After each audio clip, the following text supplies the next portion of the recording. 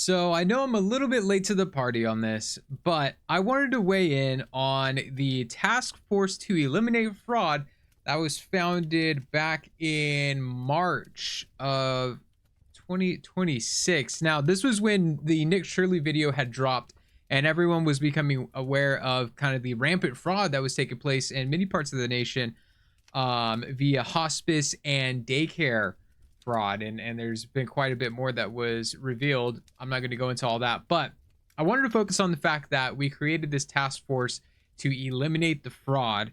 And a thought that has stuck with me ever since I heard about this was, is this really the administration we can trust to take down fraud? And this is coming from someone. I voted for Trump 3 times. Each time I was hoping for the best. I did not get what I voted for. I got a swift kick in the nuts, and it is what it is. I am disenfranchised with the entire system. I don't know if I'll ever vote again. We'll have to see.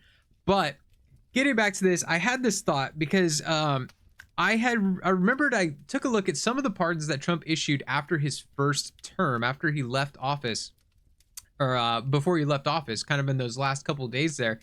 And I was thinking about it, I was like, how can we trust this guy who is very soft and likes to pardon fraudsters to now be tough and go after fraud? If he is tough on this fraud, but then lax on other fraud, that just kind of eliminates the integrity, right? It's inconsistent. It doesn't look good. So cutting over here to just the last 2 days. I mean, we could scroll up and there's even more. I mean, the pardon list on this one, I was looking at several of the pardon lists from presidents, and this is an extensive list. One of the longest lists of pardons.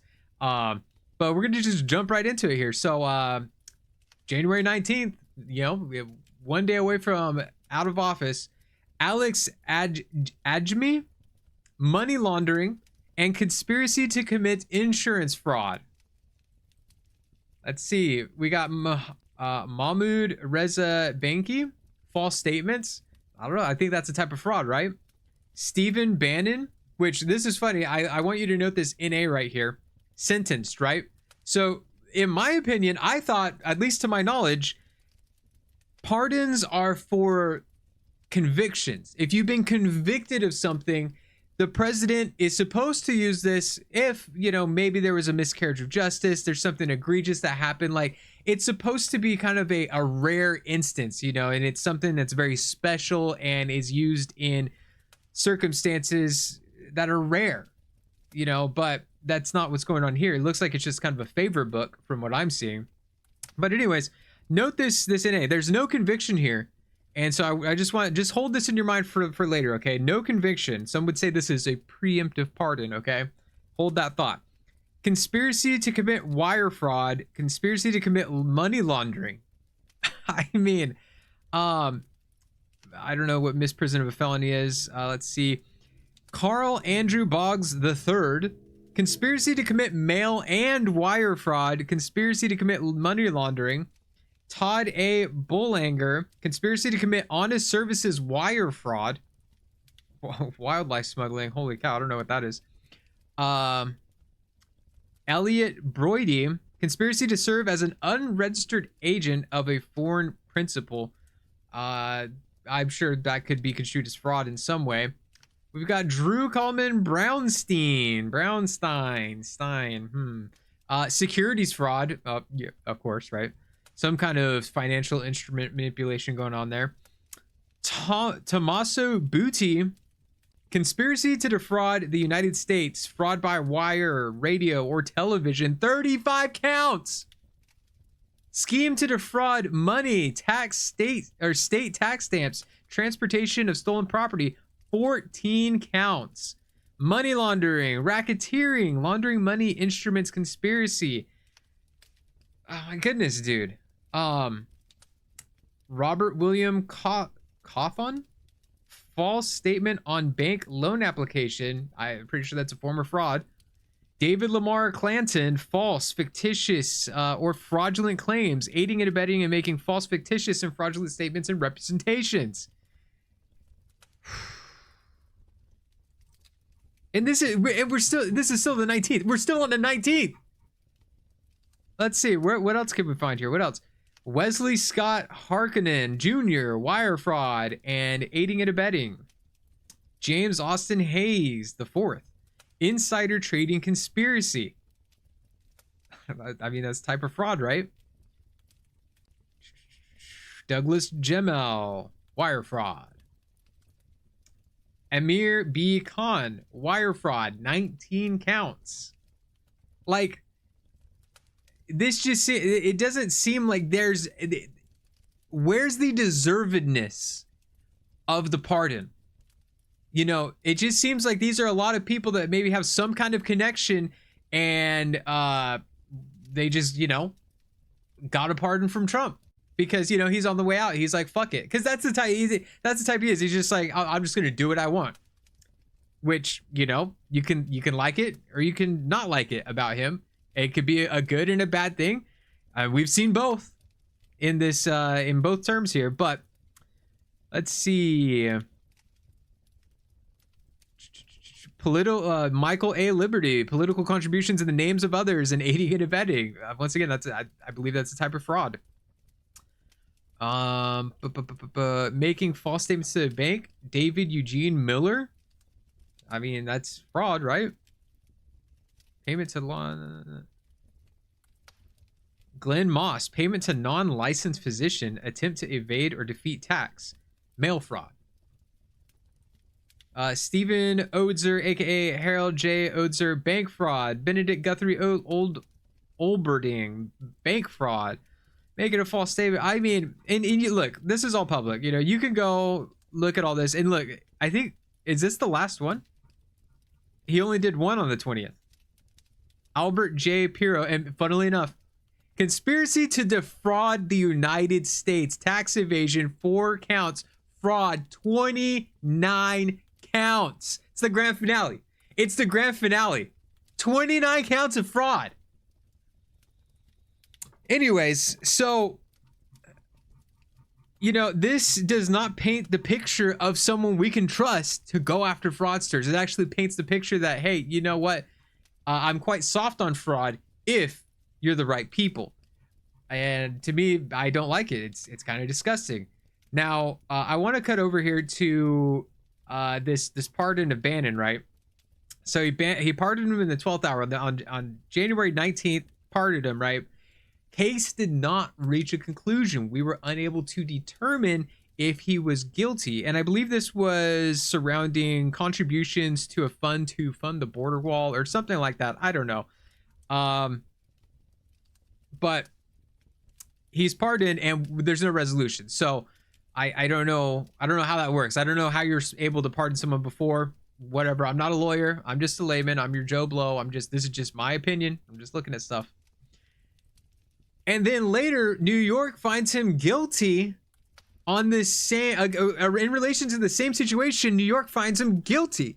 So we can safely assume, since he's found guilty here, and knowing how federal prosecutions work, the feds build the case and they make sure they have a case against you before they even bring it. Okay, so keeping in mind the way that federal prosecutions work and the fact that he was found guilty in a state court, we can safely assume he, you know, did the crime to some extent or the other. And again, I don't want to speak definitively on it, but these are the facts that are in front of us, okay? These are the facts as they are presented. So he's pardoned, but he's found guilty.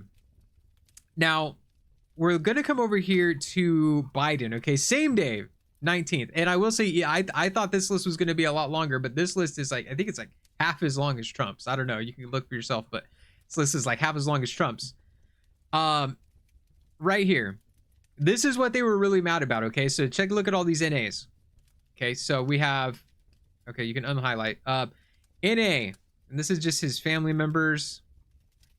We've got Fauci, NA, meaning, and this is like, there's not even a case brought. So I do agree, this is more egregious. This is more egregious, but a precedent was set, okay? So you can't say rules for thee, but not for me. So the precedent was set. This takes it a little bit further. You could just pardon people before charges are even filed, which is even more egregious to me. Whatever. but that's the precedent that was set. So you can't get mad at Biden when Trump set this. He did this. Okay, this isn't anything especially new.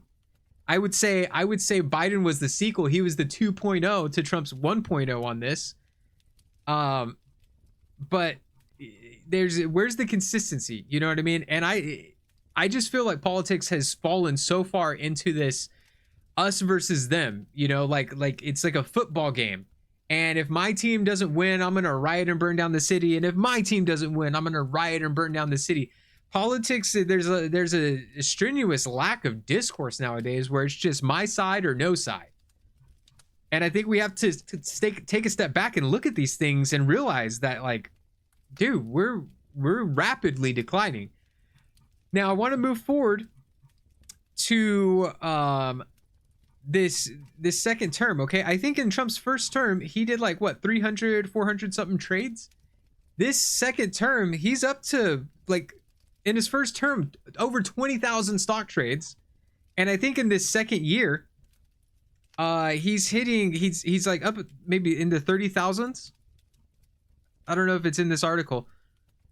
He's up to like 30,000 in trades. Correct me if I'm wrong. Go run to the comments and correct me, please. Anything that's wrong in this video, let me know in the comments. I'm happy to take a look. But this article specifically circles around the fact that if you traded like the president, you'd beat the S&P. That's kind of wild, kind of crazy. We were really excited because in the first term, it seemed like there was going to be some kind of mix-up, man. There's going to be a shake-up. We were going to take a look at lobbying. Okay, because our lawmakers are effectively bought and paid for. We're going to take a look at them being able to trade stocks. And that's something that we've all had a big problem with. You know, they have inside information and obviously they're using it. That's why their portfolios perform so well. And the guy that we thought would really make a change on that, you know, I mean, it's just very disheartening. It's very disheartening. And even further than this, I mean, if you really just want to go full meme, you want to go full mask off on the fraud. He's got this meme coin. He started it like a day before he was sworn in and absolutely rug pulled his supporters. Like, you know, only his closest supporters bought this. Like, I feel like your average person, even if you voted for him, you're not into meme coins. You have to be you have to be into this crypto stuff. Second, you really got to support the president, or you just, I mean, obviously you got to be dumb. You got to be, who didn't see this coming a mile away? Absolutely rug pulls. And it's really taken advantage of an area that regulation has not yet come to settle. The jury on regulation is really still out on all this crypto stuff. There's been different actions taken here and there, but really it's still kind of the Wild West. We're still kind of in that 1800s, maybe early years of the 1900s Western area of crypto. And so I just, this is a perspective I wanted to share on this, is how can this be a thing? And by the way, whatever happened with this? Little Sopranos reference here. Whatever happened there? You know? Whoa, whatever happened to this? I didn't hear, and maybe you can correct me if I'm wrong. What's going on with this? Has anything even happened with this? I haven't heard anything. And I know that, you know, some of this stuff will get suppressed. There's a little bit of a bias in the media. We can all admit that. And so maybe this stuff just hasn't risen to the surface to where someone like me would see it, because I don't go looking for stuff. I just kind of see what's popping up. So I don't know. Just what I wanted to share. I haven't seen anybody really have this take or this perspective on it. But let me know what you think. Give me a like, subscribe. I'm a gamer. I'm just a gamer.